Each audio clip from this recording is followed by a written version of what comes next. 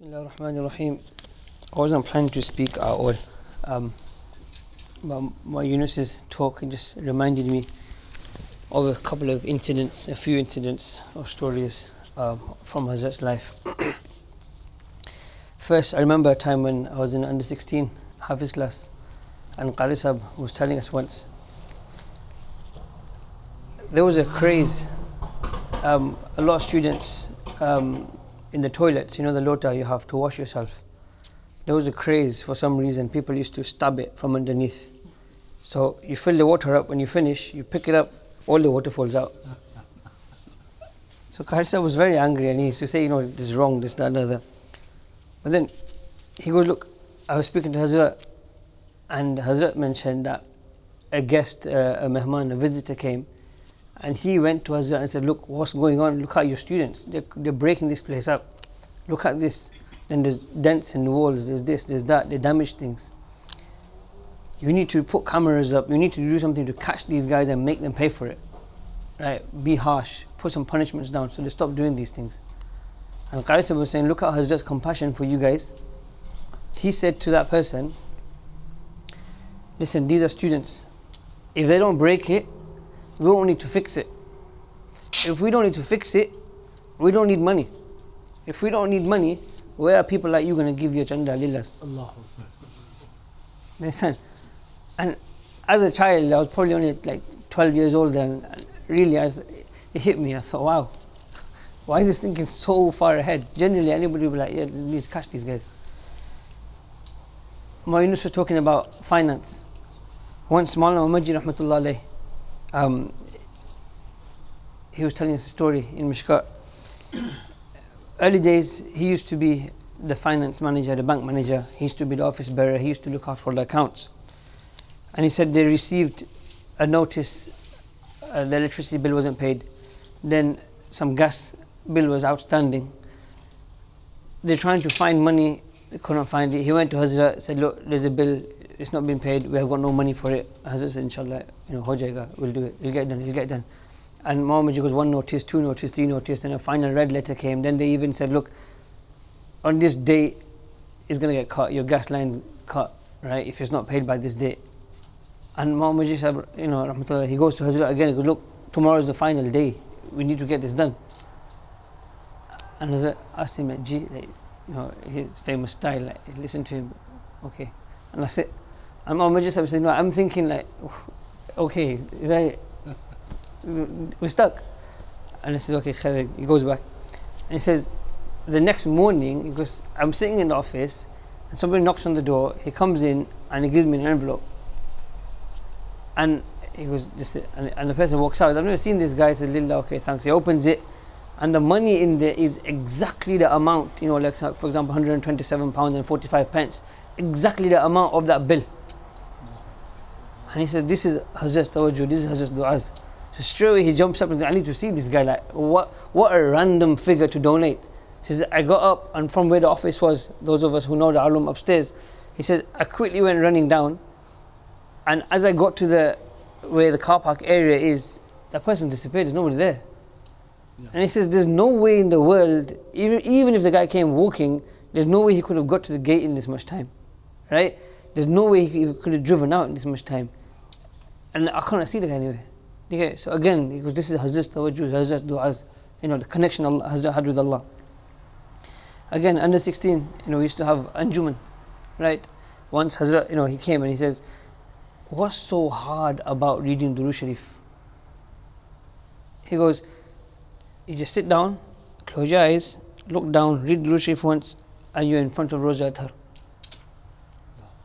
Again, this is something I could never fathom, never understand, you know.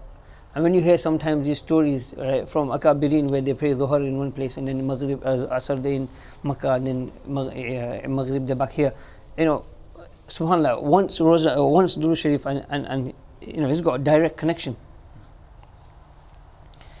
Early days, again, Hazrat used to, I say early days, I started Darul in maybe 99 or so, right? My Mufti Abdul Rahman, you guys are legends, right, compared to us lot. But nowadays, Hazrat used to quite famously walk around sometimes on weekends around the room, and Talaba used to just hang about behind him, and sometimes he'd stop and he'd say something. So he also used to sit in Kutub Khana quite often, right at the end. So on a Saturday evening, a few of us, we went there, we sat down, and Hazrat looks up and he goes, Kambe. He looked at him, and obviously he's waiting. He assumed that we've come for something, to ask him a question, to talk to him. And we were like, gobsmacked, like, nothing to say. So one of us said, in Gujarat, he goes, Behawa aiwa, right? Baitne aaye, we came to sit. And Hazrat goes, Behawa nahi aiwa, malu aiwa, right? Baitne nahi aaye, milne aaye. You go to sit when somebody passes away. You've come to visit. You've not come, right? I don't know how to put that into English.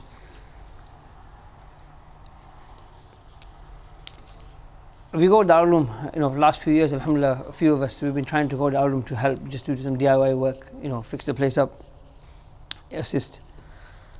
Munshi Sahib, rahmatullah again, passed away. Munshi Sahib used to really look after Darulum a lot, right? The way I got into this gardening thing with Munshi Sahib, when I went first Darulum, I never used to enjoy the food, right? Obviously you come from home, it's not home food, right? And today's Darulum standards, I'm telling you, this is brilliant, right? So, the food was good, right? No doubt about it. But me personally, I just didn't take to it. So you guys might remember Sadiq Patel from Gloucester. Everyone used to call him Gloucester. He was in charge of the biscuit room. So I used to always go for makhaniyas. I love the makhaniyas, right? So he went and grasped me up to Hazrat. There's this new Sayyid from London. He doesn't eat, and he just keeps eating makhaniyas. So one day Hazrat was waiting by the dining hall to see, right? When he saw me, he goes, Kambe, Khawa nahi jato, you're not going to eat. Because if you don't go to eat from today, then I'm going to take you to my house to eat. Right? So obviously, as a kid, I got scared. If he told me that later on, I was like, okay, I'm not going to go to eat then. But I used to go there and mess about, whatnot. And it was during one of those days where Hazrat grabbed me again. He goes, why are you not eating? Then he goes, go to Munshi Sahib, help.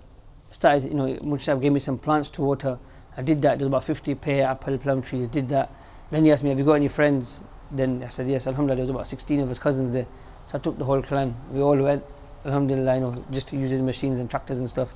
But, eventually we got into it. So alhamdulillah, through that barakah, right, alhamdulillah, got a lot of du'as with Hazrat. Many times we got to get sit-downs with Hazrat, he told us stuff, So behind ZamZamAcademy, you guys might remember, there's a big wall there, and there was lots of plants, nice flowers, especially in the summertime, smelled quite good. So maybe 2-3 years ago, I don't remember exactly when it was, right? There was Japanese knotweed growing on the other side.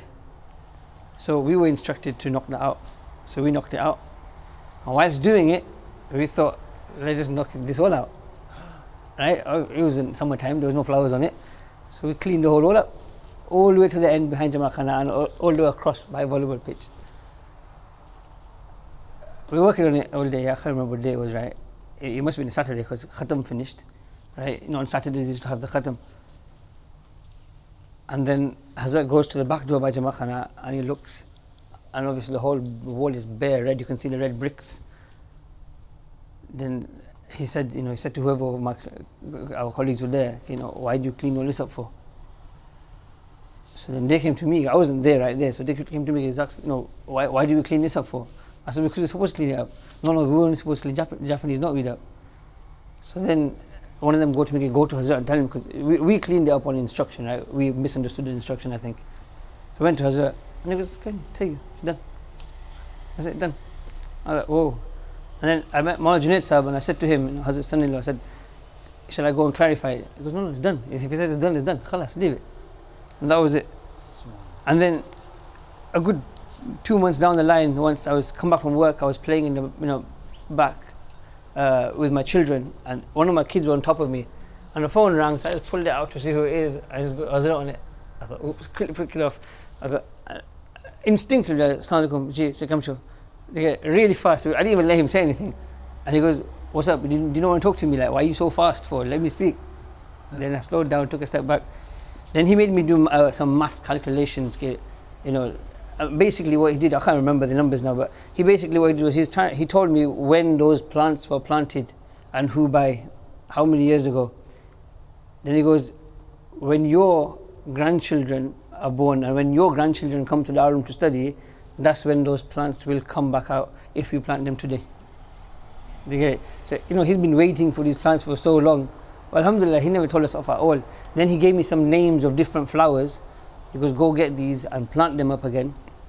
And he goes, this time don't plant them on this side of the wall, plant them on that side, right, which was a volleyball pitch. That side, we had to plant it on this side because there's a farmer's land behind. And he goes, look, because the sunlight comes from that side every morning, it will grow faster, and inshallah, it won't be as long as your grandchildren, maybe when your children come, right? So alhamdulillah, we went and planted them, and inshallah, you know, they're kind of growing okay. And last thing, one thing I must say that one thing I really miss about Hazrat is he always responded.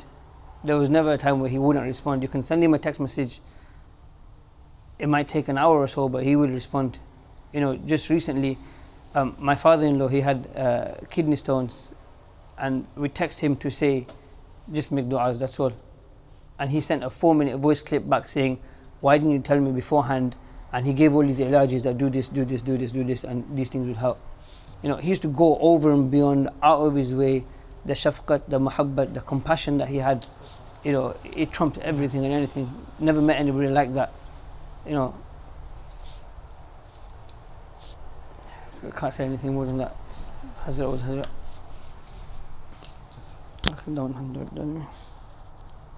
Allah allow us to follow his footsteps, inshallah. A few years ago, and I was in that Jamaat as well. So that wall, it's about, I was thinking 12, 15, 18 meters long and about 4 meters high, red brick. And honestly, there was about maybe 15 of us working on that wall. Massive roots all over the wall, and the roots were so deep. So, you know, we split it up. You know, you take the first 2 meters, you Jamaat of 3 kids, you do the next. So we spent all day sweating up doing that, honestly. And at the end of it, we thought, alhamdulillah, Hazrat's going to be so happy with us.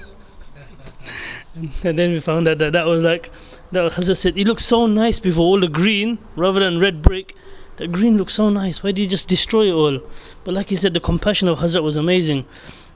And then he mentioned about Qari Sahib, and as children we always, you know, get up to mischief in Dawlum and mess about.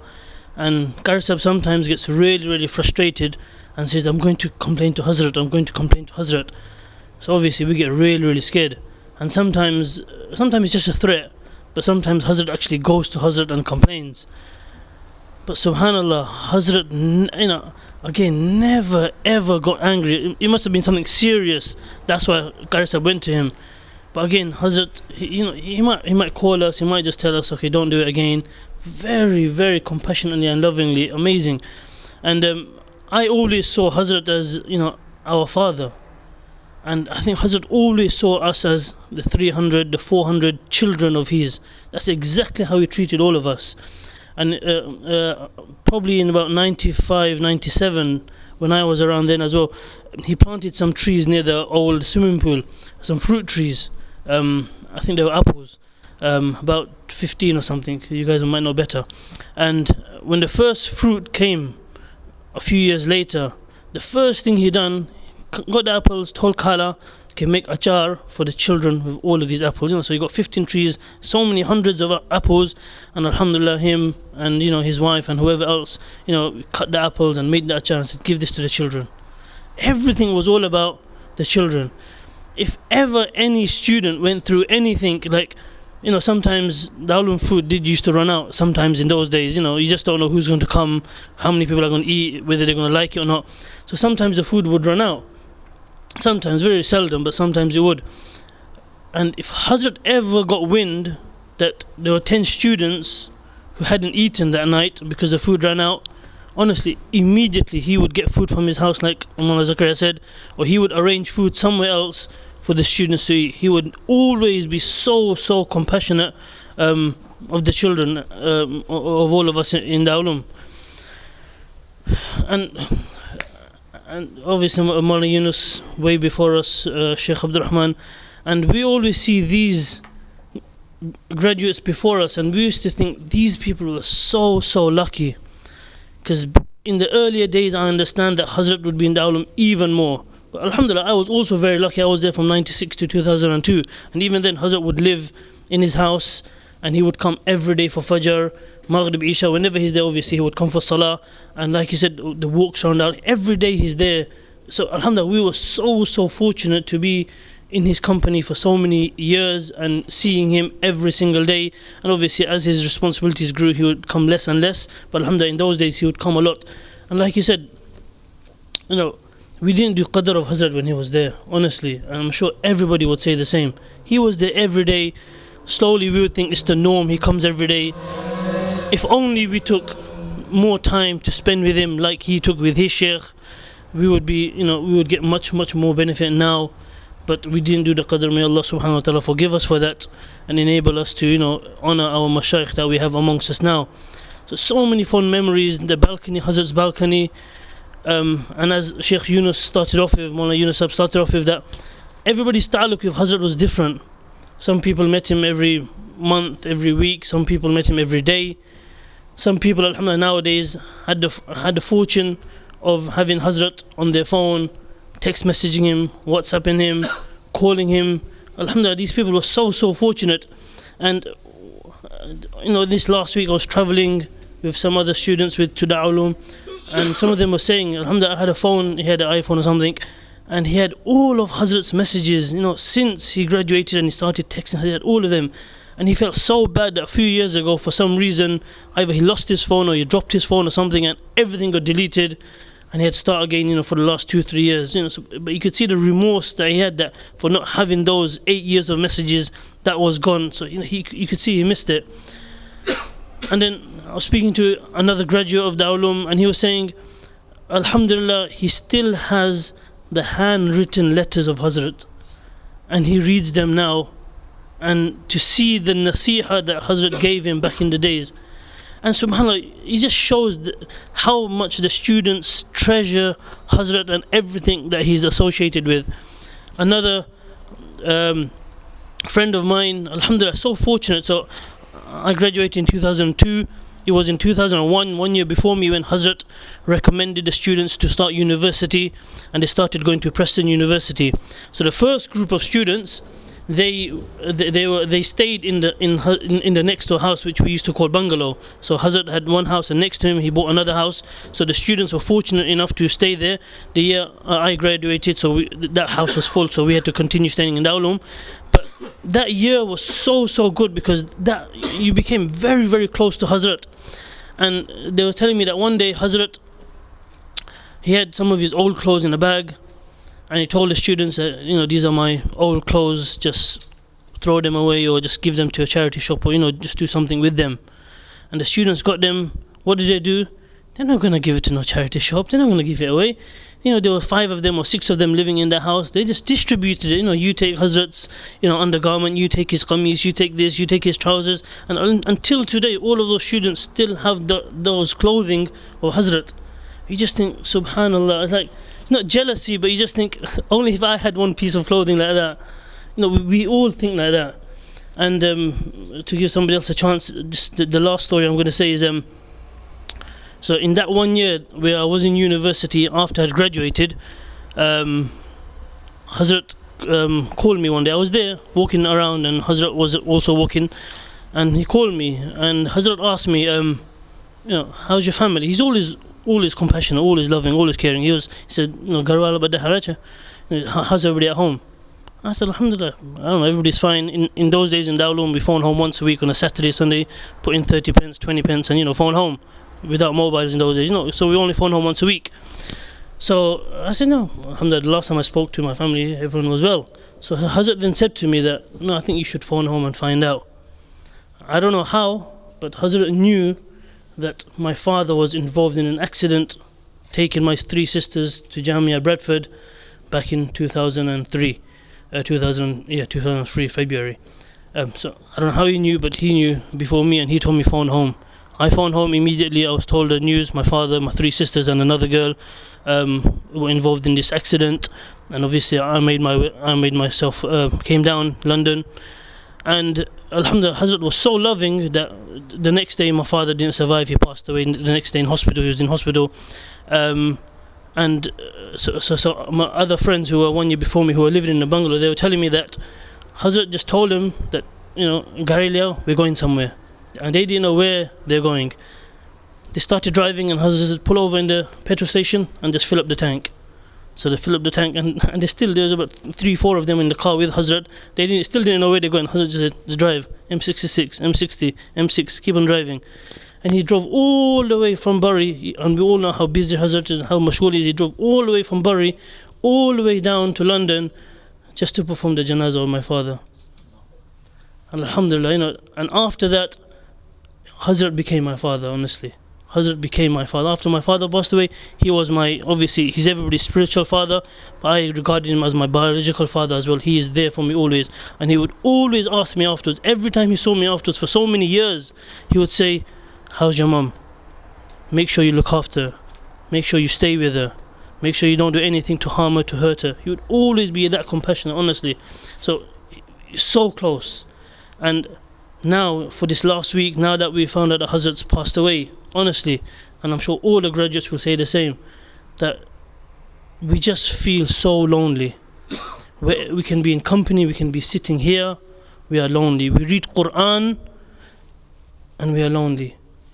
Hazrat taught us about Laylatul Nur, that we can all complete one Quran in one day. We never thought it's possible. We thought, the Buzrugs, Hazrat Uthman radiallahu anhu, Hazrat Imam Shafi'i, Imam Abu Hanifa, they would do one khatam in one day. That's those days. Hazrat taught us, no, you can still do it today. He taught us that, and alhamdulillah. So now we read Quran, and I'm just thinking, subhanAllah, Hazrat taught me this. Everything, everywhere we go, Hazrat. Any picture we see of Darul Uloom, I was just telling Mawlana Zakkaria yesterday, and he mentioned Subul Salam as well. We've got a few copies of old Subul Salam from the 90s. I work in the prison, so we have them and we give them out to prisoners. And I was just sorting through the last 15 copies we had, and one of them, the front cover, was a hand drawing of, I believe, Maulana Bilal Sahab Pipardi. He drew Jamaat Khana with his hand. One day, sitting in Jamaat Khana, supposed to be doing mutala of his kitabs, but he sat in the corner and just drew the whole Jamaat Khana, alhamdulillah, And in that picture, they computerized and they put it on the front page of Subul Salam, and I saw that picture, honestly, in the prison. I thought, subhanallah, this is Darul Uloom, honestly, it's our home. I went to Darul Uloom 1 week before Hazrat passed away. I was in Darul Uloom as well 1 week before, and I took my wife, alhamdulillah, my wife and my daughter, they were in the bungalow doing their dhuhr, and I said, you guys just wait here, I'm going on Darul Uloom. This was before Hazrat passed away. And Hazrat, honestly, everyone will say, Darul Uloom is home to us. It's home. When you go there, you think, it's like I just graduated yesterday. Everything's the same, and you feel so much peace in Darul Uloom, so much peace. And that's all because of the barakat of Hazrat. And we go there, and may Allah subhanahu wa ta'ala give us, enable us to benefit from all of the lessons that Hazrat has taught us, and Mawlana Yunus gave us all of those lessons and so many more. And may Allah subhanahu wa ta'ala enable us to act upon all of them, and give us the barakah and that link that we have with Hazrat to continue, inshallah, and to be even closer to the Prophet sallallahu alaihi wasallam. Bismillahir Rahmanir Rahim. Firstly, Mufti Sahib, truly I'm very grateful that you've organized this gathering here, because Mawlana Zakkaria will tell you, we live very close by. When I received the news, I had just returned from Lancashire, had visited Darul Uloom, knowing no one's going to be there, but I took my children there just to show them the surroundings. And the night I got back, received the news, it was just we all know the feeling, can't describe it, and I was so restless, and there's no one around, we're in London and so on, and I had to meet someone, just to try to get myself over these first few hours or whatever it was. And I was fortunate to have bumped into Mawlana Zakkaria Sayed, and we just spoke for a few minutes, and that's sort of helped me, but as a consolation, I had also messaged Hazrat Mawlana Abdullah Sayed just to tell him, Maulana was so far away, I just couldn't get around, and Hazrat Mawlana Abdullah Sayed just replied with a few words, and I think that they will be very beneficial to all of us. He said, his response was, don't worry, do as much Isalu Thawab as you can, and you will be closer than those who are close. As in those who are in Canada maybe because Hazrat was with us, and now he's not here. So this was Hazrat Mawlana Abdul Rahim's words, and that really sort of calmed me down internally, knowing that we have this one thing we can hold on to. And even myself, I'll be honest, I'm guilty of not maintaining a strong ta'alluq with Hazrat as I should have, and we'll all feel the same to a lesser or greater degree. But knowing that this avenue is still open for us, that where we can do something which will benefit our Hazrat who sacrificed his whole life for all of us, that's still there, and that's just something for us to hold on to, I suppose. That's one thought that came to my mind. Secondly, we all know Hazrat was a very sensitive person. He was very sensitive. That's why Qari Sahib always used to say to us, whatever shikayat you have, bring to me. He enjoyed the shikayats. So bring it to me, don't take it to Hazrat. Because he knew Hazrat ko takleef hongi and so on, and he would become ill and so on. But the amazing thing was, it worked two ways with Hazrat. His sensitivity was for the students and whoever else as well. And he's such a dignified person. Honestly, I went through some rough patches here and there, and Hazrat was aware of these rough patches, but he would never bring them up. Every time I would go to him, he knows that if I raise this conversation with this person, he might become upset, or he may not want it to be. Whereas we know other people will pick that conversation to understand what's happening in your life. But Hazrat was fully aware, and he knows I will share everything I had to share with him, yet he would avoid that conversation. He was such a subhanallah, his sifat were amazing, never experienced anyone like this. One occasion in Medina Munawwara, when we used to go Umrah with the Darul group and so on, I bumped into Hazrat. He was on the same floor in the lift, hotel lift. I said to Hazrat, I heard you know a place. This was before the ZamZamAcademy Mud, and before they were mass produced. I said, Hazrat, I heard you know a place here in Medina Munawwara where they sell the mud. He said, yeah, come to so and so gate for Asr Namaz, Masjid Nabawi, and after Namaz I'll take you to where you can find these and find the mud. So subhanallah, it was a hard day. I fell asleep and I didn't wake up for the Jamaat. I was organizing the Darul group that year, so I went rushing. I just missed the salam, salam, and then I was looking for Hazrat everywhere. Hazrat wasn't there. I asked some of the satis, they said Hazrat hasn't come today, maybe he's praying somewhere else in another part of the masjid. So I was relieved at that. But then I thought, that's the worst thing you can do. You ask Hazrat for something, he gives you time and then you miss it. But it happened, Hazrat wasn't, he wasn't there for whatever reason. Then after Isha, I was with Sheikh Yunus. Sheikh Yunus was there that time. I was in his khidmat. Then I was just taking Sheikh to his car, and Hazrat came. And after Sheikh Yunus went into his car, Hazrat came by. He said, Chalo. Then I knew where he was taking me. He took me to some shops in Medina Munawwara, and he said, look, this is the Sa'at, this is the Mud, and so on. And that was that. And I was happy. Hazrat took me, he made my day.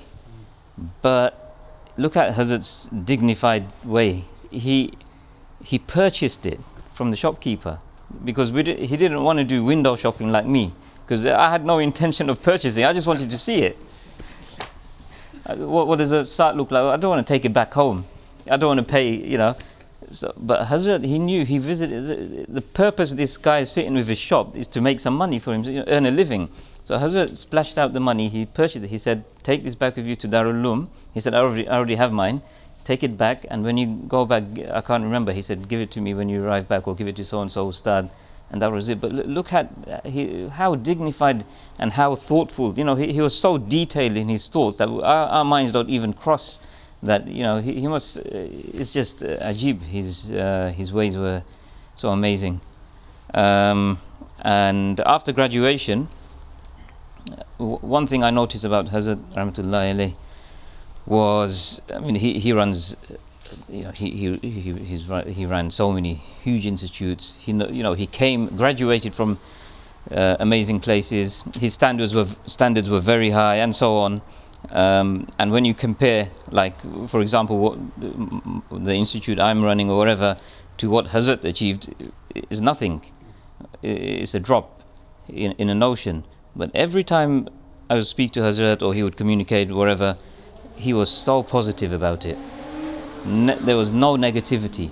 Knowing, he can see, with so much experience, he knows where the weaknesses are, but it was all positive, all encouragement. There was no negativity, mashallah. And I'm sure, everyone's experience is that when you went to Hazrat Rahmatullah with any initiative or any plan you had, it was all encouragement, There wasn't, because personally I feel that if there was even the slightest bit of negativity from Hazrat, I would stop it immediately, and that, regardless of the weaknesses, you would never take that step.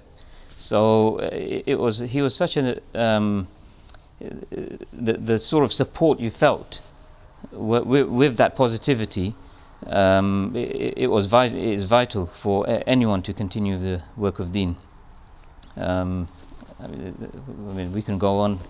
It's just Ajib Allah Ta'ala bless us all with working in the ways that Hazrat wanted us to work, and elevate Hazrat's status. Jazakumullah khair. First of all, I don't think I should be speaking, because the ulama and people who are worthy. Alhamdulillah, I got the chance to go to Bari in 1980, I think, and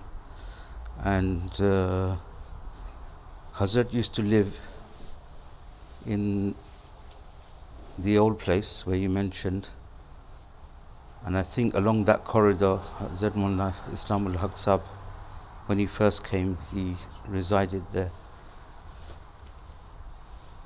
Darul Uloom in those days was very, very, harsh, raw.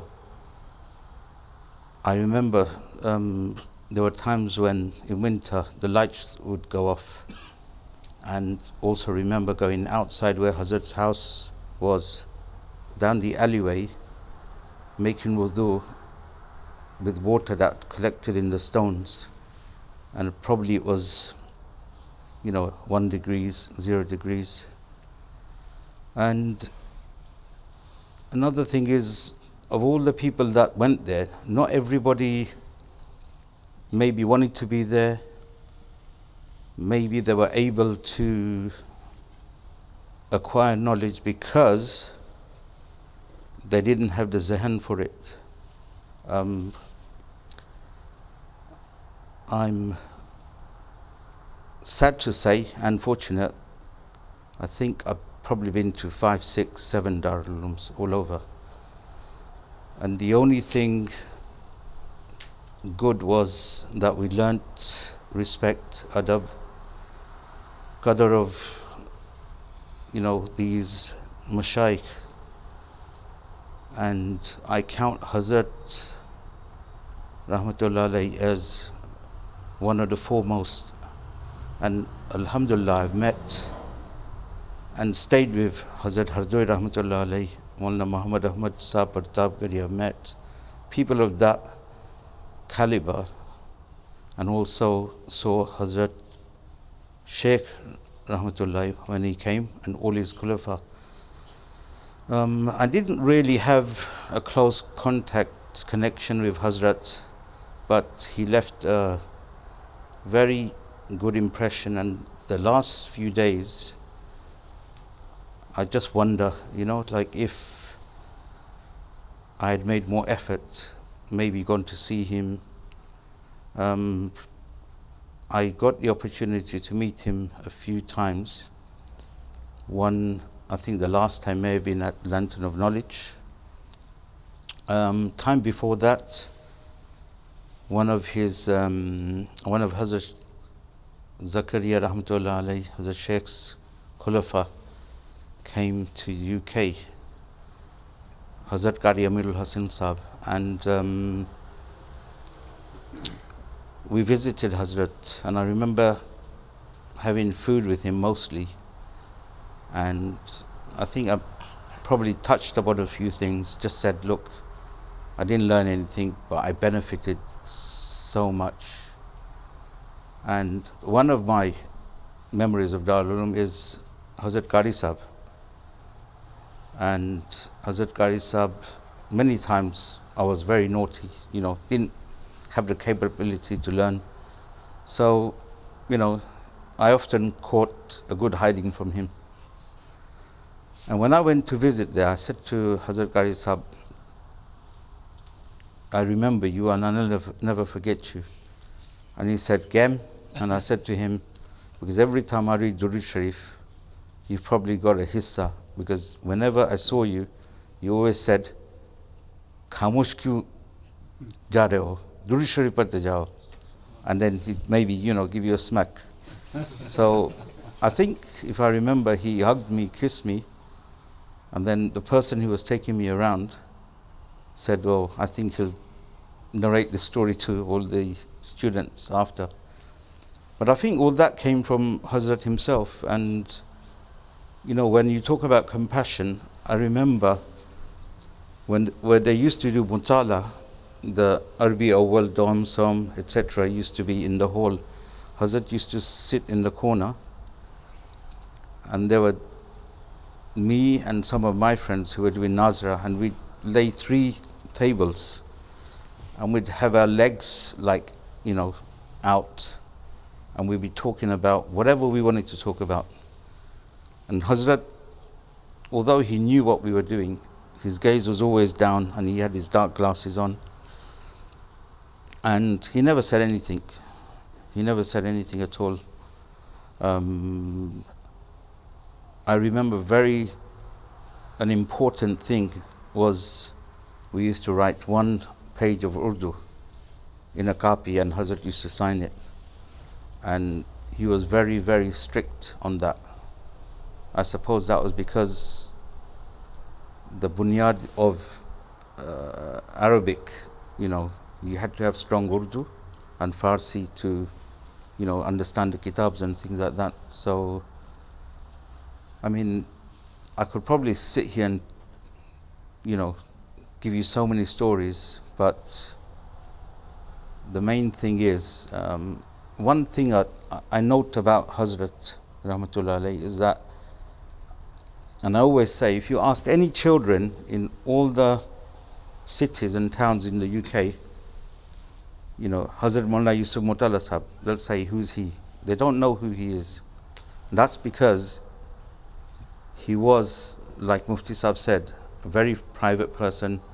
He never sought, if you like, I don't want to use the word fame, but he never, he wasn't a famous person in those fields.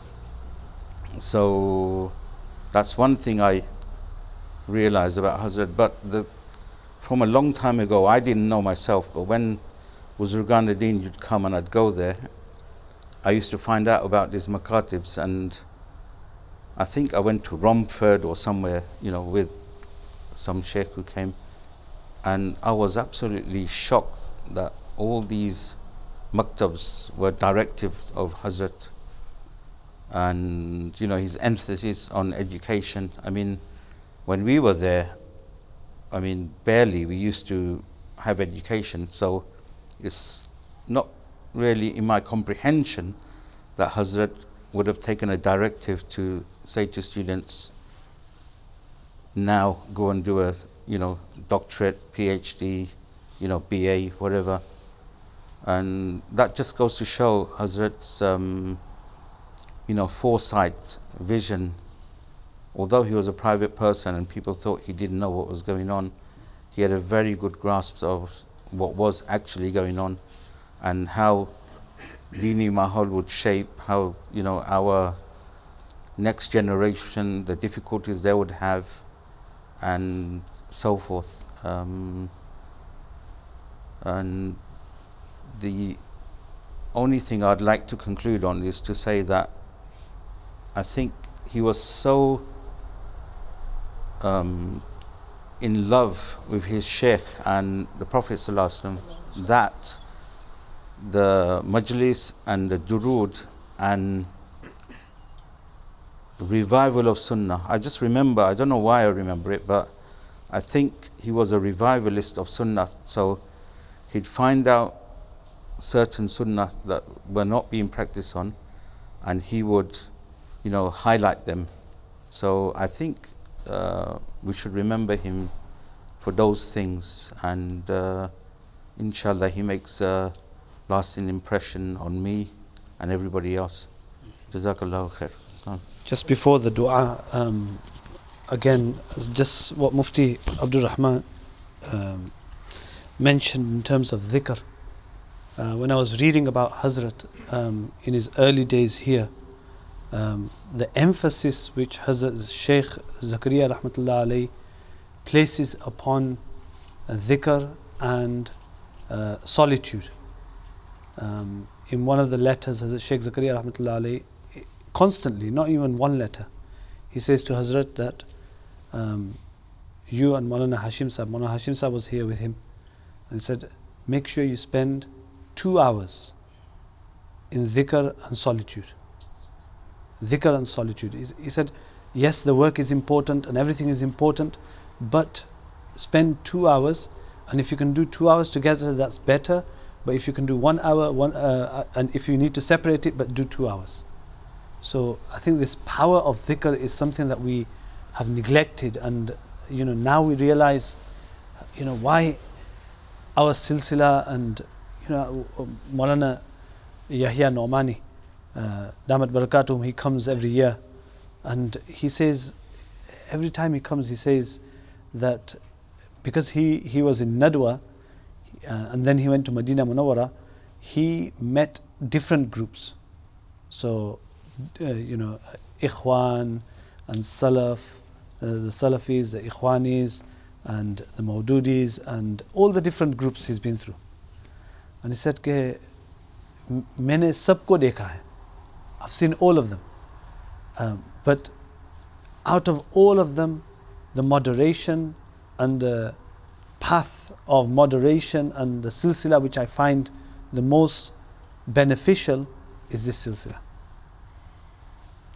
And he always mentions when he read the khab of Hazrat Sheikh Zakkaria Rahmatullah alayhi, that before Hazrat Sheikh Zakkaria Rahmatullah alayhi came to England, he came in 1979 and he came in 1981, and somebody saw Hazrat Sheikh Zakkaria Rahmatullah alayhi had seen that the Prophet Sallallahu Alaihi Wasallam is coming with me. I can't remember the exact khab, but he and Maulana Yahya, he mentions that when I read that, and you see the change that happened after the Sheikh Zakkaria Rahmatullah alayhi set foot in England. Everything changed in this country after Hazrat Sheikh Zakkaria Rahmatullah alayhi set foot in England. The tawajjuh and the time he spent here. First time he spent a few days, second time he spent quite a few days. And the last thing I'll mention about Hazrat Sheikh Zakkaria Rahmatullah alayhi, the second time when he came, he ended up in hospital in Bury. And our Hazrat was so worried that Hazrat Sheikh Zakkaria Rahmatullah alayhi wanted to die in Medina Munawwara, and he was preparing a chartered plane for Hazrat Sheikh Zakkaria Rahmatullah alayhi to go to Medina Munawwara.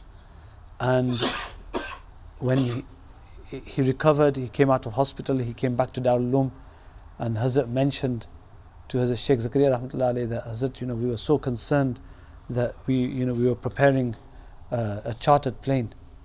And Hazrat Sheikh Zakkaria Rahmatullah alayhi reminded him that, don't you know, how many times have I told you? Okay, I've been told that I will die in Medina Munawwara. Yeah?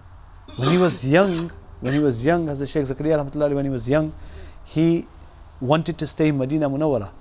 And in a dream, the Prophet Sallallahu Alaihi Wasallam told him that you go, aapse bahut kaam lena hai, you go back to India, and jab aapka waqt aayega hum bula lenge.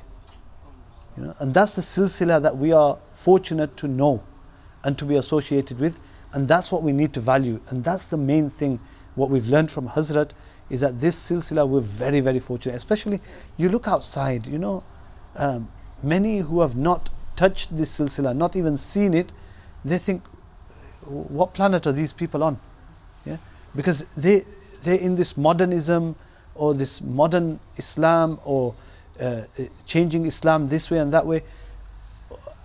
Wallahi, we cannot thank Hazrat enough that we were in touch with him and we were able to sit with him and we were able to learn this silsila. Without him, we don't know where we would have been. So as Mufti Abdul Rahman mentioned, this is our legacy and we have to continue the legacy. We have to continue this legacy. So this dhikr, durood sharif, that's part of the legacy, and then do some work so that we will benefit and Hazrat will benefit as well. So dua karna inshallah. اللهم لك الحمد كما ينبغي لجلال وجهك وعظيم سلطانك اللهم لك الشكر كما ينبغي لجلال وجهك وعظيم سلطانك لا إله إلا أنت سبحانك إنا كنا من الظالمين ألف لام ميم الله لا إله إلا هو الحي القيوم وعنت الوجوه للحي القيوم اللهم صل على سيدنا ونبينا مولانا محمد وعلى آل سيدنا ونبينا مولانا محمد وبارك وسلم يا رب صل وسلم دائما أبدا على حبيبك خير الخلق كلهم اللهم صل على محمد عدد كل ما ذكره الذاكرون وعدد كل ما غفل عن ذكره الغافلون ربنا آتنا في الدنيا حسنة وفي الآخرة حسنة وقنا عذاب النار ربنا لا تزغ قلوبنا بعد إذ هديتنا وهب لنا من لدنك رحمة إنك أنت الوهاب ربنا فاغفر لنا ذنوبنا وكفر عنا سيئاتنا وتوفنا مع الأبرار ربنا هب لنا من أزواجنا وذرياتنا قرة أعين واجعلنا للمتقين إماما ربنا ظلمنا أنفسنا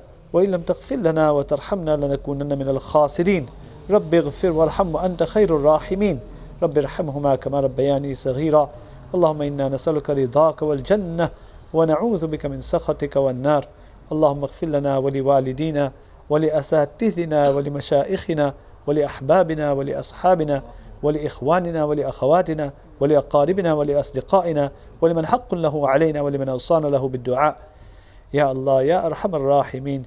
Ya Allah, we have just remembered our Shaykh, our Hazrat Mawlana Yusuf Motala Sahib, Ya Allah. The only reason we remembered him is that he is our great Muhsin, Ya Allah. Just like he favored us, Ya Allah, you favor him, Ya Allah. Ya Allah, just like he loved us, Ya Allah, you love him better than he loved us, Ya Allah. Ya Allah, grant him the highest status in Jannah, Ya Allah. Grant him the highest status in Jannah, Ya Allah. Ya Allah, when he was here, we saw the love of your love and the love of your beloved Prophet Sallallahu Alaihi Wasallam pouring from every pore of his body, Ya Allah. Ya Allah, oozing from every pore of his body, Ya Allah. Ya Allah, with that love, Ya Allah, Ya Allah, grant him the highest place in Jannah, Ya Allah. Ya Allah, when he comes to you, Ya Allah, you are smiling at him and he is smiling at you, Ya Allah. Ya Allah, greet him in that state, Ya Allah. Ya Allah, so many people have seen dreams and mubashirat that he is with the Prophet Sallallahu Alaihi Wasallam. Ya Allah, make them true, Ya Allah. He was a true beloved of the Prophet Sallallahu Alaihi Wasallam. Ya Allah, help us follow in his footsteps, Ya Allah. Ya Allah, whatever legacy he has left behind, Ya Allah, protect all that legacy, Ya Allah. Ya Allah, make us from that legacy, Ya Allah. Ya Allah, help us to continue his work, Ya Allah. Help us to continue his legacy, Ya Allah. Help us to continue to support his institutions, Ya Allah. Help us to create new institutions, Ya Allah. Ya Allah, and protect all of those institutions, Ya Allah. Protect all of the Asatiza Kiram who are teaching in those institutions, Ya Allah. Protect all of the students who graduated from those institutions, Ya Allah. Ya Allah, and help us to continue his legacy, Ya Allah. Ya Allah, those of us who are in pain, especially his family, Ya Allah. Ya Allah, grant them sabr jameel, Ya Allah. Ya Allah, grant them good patience, Ya Allah. Ya Allah, grant them good patience, Ya Allah. Ya Allah, you are the wakil, Ya Allah. Look after his children, Ya Allah. Ya Allah, you are ni'mal wakil, Ya Allah. Ya Allah, look after his children, Ya Allah. Ya Allah, whatever mishaps, whatever taklif, whatever difficulty we might have given him, Ya Allah, forgive us, Ya Allah. Forgive us, Ya Allah. We were only students, Ya Allah. Ya Allah, we were nadan, Ya Allah. Ya Allah, we were anjan, Ya Allah. We didn't know what we were doing at times, Ya Allah. And we might have given him some taklif, or we might have hurt him in a way, Ya Allah. Ya Allah, forgive us, Ya Allah. Ya Allah, and help us to continue his legacy, Ya Allah. Whoever is paining, whoever is suffering from his demise, Ya Allah, grant them sabr jameel, Ya Allah, grant them sukoon, grant them peace in their hearts, Ya Allah. Ya Allah, we only remember him, Ya Allah, to try and find some solace in our hearts, Ya Allah. Ya Allah, whenever we remember him, Ya Allah, whenever we remember his love for us, his compassion for us, Ya Allah, what he did for us, Ya Allah, If He had not created this Darul Uloom, if He did not establish this Darul Uloom, Ya Allah, where we would have been, Ya Allah? Where would this country and the Muslims in this country would have been, Ya Allah? Ya Allah, it is only Your grace and Your fazl and Your karam, Ya Allah, that You granted us a Shaykh like Hazrat Mawlana Yusuf Motala Sahib, Ya Allah. Grant him the best of rewards, Ya Allah. Grant him the rewards that he deserves, Ya Allah. We cannot, Ya Allah, even our du'as are not sufficient for him, Ya Allah. But Ya Allah, apni shahin-e-shan, Ya Allah, unko badla nasib farma. Ya Allah, apni shahin-e-shan, Ya Allah, unko badla nasib farma. Ya Allah, unko pure taur par badla nasib farma. Unke darajat ko buland farma. Ya Allah, grant him the highest place in Jannah. Ya Allah, Huzur sallallahu alayhi wasallam ke saath. Ya Allah, Huzur sallallahu alayhi wasallam ki ma'iyyat ke saath, Ya Allah, unko Jannatul Firdaus नसीब फरमा. या अल्लाह हुज़ूर सल्लल्लाहु अलैहि वसल्लम के दस्ते मुबारक से हौज़ कौसर का पानी नसीब फरमा. या अल्लाह हमें भी इस सिलसिले के साथ पूरे तौर पर जुड़ने की तौफ़ीक़ नसीब फरमा और उसकी मदद करने की तौफ़ीक़ नसीब फरमा. रब्बना तक़ब्बल मिन्ना इन्नका अंतस समीउल अलीम व तुब अलैना या मौलाना इन्नका अंतत तव्वाबुर रहीम व सल्लल्लाहु तआला अला खैरि ख़ल्क़िही सय्यिदिना मुहम्मद व आलिहि व सहबिही अजमईन बिरहमतिका या अरहमर राहिमीन.